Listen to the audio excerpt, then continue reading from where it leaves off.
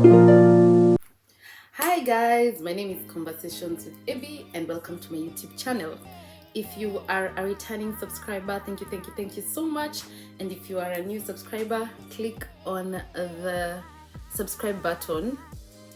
I'm not gonna put a link down below. I'm not too savvy on all the YouTube skills and tips, but just click the subscription button below if you enjoy the content. Anyway, so today I'm gonna talk about something that I saw on someone else's channel that I found that is an interesting topic. So they did it.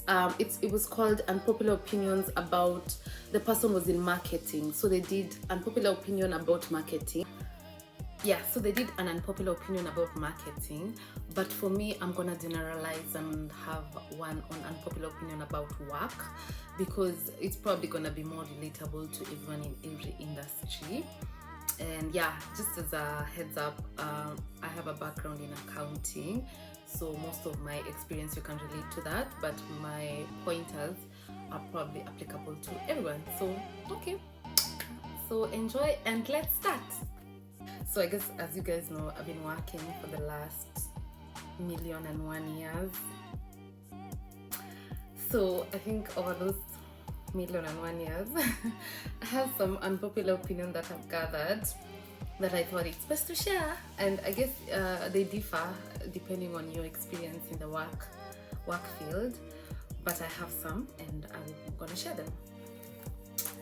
So my first one is company loyalty will make you poor. And I'll explain this.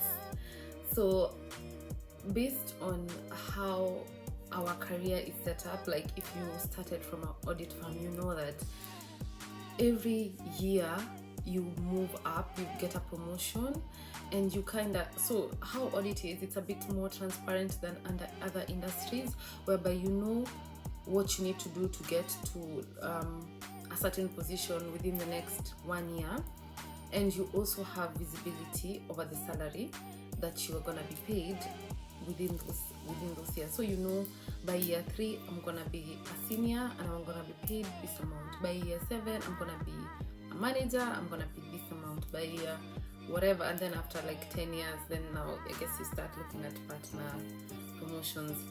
But I guess as the more we worked over the years, the more we realized that the people who left after a certain number of years and went and switched jobs more times than opposed to me, who I stayed in one field for a longer period of time, ended up increasing their financial they ended up increasing their financial situation. They ended up switching careers, learning different things, transitioning from finance into strategy, into everything, and they ended up with more money than I was, and we started at the same time, simply because they switched different companies at intervals. I actually also have a friend who's not even in the accounting industry, and her rule is, I don't think it's the rule for everyone, but she says she doesn't work in a company for more than 2 years. And I think that I'm not advising for everyone to do that. Even me, I don't think I want to do that, depending on how I like the company I am with now. But I feel like that strategy has worked for so many people, as opposed to being loyal to one employer. And you know, if you're 10, only 2 of you can rise to the top, so the rest of you will probably be loyal and thinking that it's gonna happen, and true to the word, it's never going to happen. By the time you're comparing yourself to another person who you started with, a person who switched careers more, has increased their financial situation more than you. So that's my opinion. Company loyalty makes you poor. Quitting without a backup plan or being fired might actually be the best thing to happen to you. So I'll explain this. I'll explain it using my personal experience and I guess the general view. So the general view is everyone likes the ability to have job security in their life, and sometimes when you've never experienced such a thing, you tend to hold on to your job like, I don't want to lose it because I don't know what will happen, a lot of uncertainty. But I feel like if you have experienced quitting without a backup plan or being fired once, you probably have this confidence that in your next job, if maybe things are not working out for you, you can leave. You know, like you have that confidence built up because you've experienced in your past, and you're not tied down to a job to a point whereby like you're suffering, but you're like, I don't want to leave because I don't know what will happen, the uncertainty, and you tolerate a lot of madness in the workplace. So my personal experience, when I was leaving my Kenyan job, I quit without a backup plan. I didn't have a new employer. I didn't have a backup plan, and I just gave my resignation letter, and I got a job later, luckily. But what that experience taught me was to never let an employer control my life. So that means if, let's say, I'm working with an employer and things are not working out in terms of like maybe I'm not moving ahead, or financially things are not aligning, it has taught me to like always, of course now I just don't quit like that. I look for like a job while I'm doing it, but if worst situation comes to worst, I'm not too afraid of leaving an employer. I hope that makes sense. So that's why I'm saying quitting without a job or being fired, because of course being fired is a sudden incident, and you have to go through the same motions and process before you move on to the next job. So it just teaches you not to be afraid to leave a job situation that is not working for you. Another unpopular opinion is you don't have to love your job, you just need to be good at it, and the purpose of that job will be to finance what you need. So let me explain this. I know generally the advice that is given is find a career that you're passionate in and make money out of it, or find a skill that you're passionate in and make money out of it. But realistically, in the world, I believe very few people have actually managed to find their passion and in addition to that, make money out of it, right? So if you have a job and you're good at it, for example, I'm probably good at accounting and it's decent. I can't say it's like my passion, but I like it. It makes me good money. It allows me to travel the world. It allows me to finance my needs in addition to finance my dreams.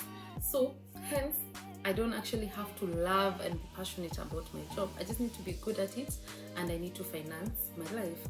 And more often than not, the more you're in the career, sometimes the more you feel like it's working for you. It's not like you don't hate it. You know, sometimes there's some people who actually really, really hate their careers and they can't stand it and they feel like it's drowning them. I think for those people, then the advice is to find something else that works for it.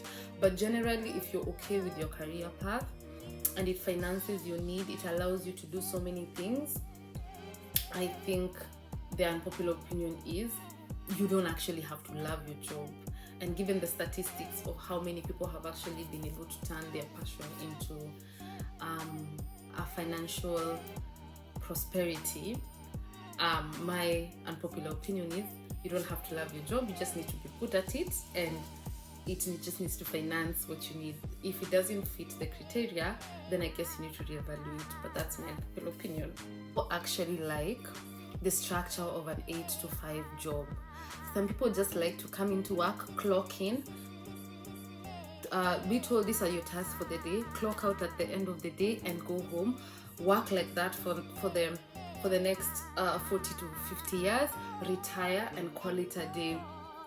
Some people don't, not everyone has to have this thing where you have to have like an exciting career that is filled with upward trajectory, creative thinking, and climbing up the ladder that the society is promoting, right? Like whenever you leave school and go into the professional world, I think that's the impression and the advice that is given, like do this to move up, do this to move that, do this to move that. And then sometimes the society also looks down on people, on such people, because they say things like this person is not ambitious, this person is not this and this and that. But let's be honest, I feel like some people just like the 8 to 5, and more likely than not, it's actually a lot of people who like that 8 to 5 structure. And let's be honest, a company has only one CEO, right? So you need people to actually do the 8 to 5. So I think my unpopular opinion is some people actually like it.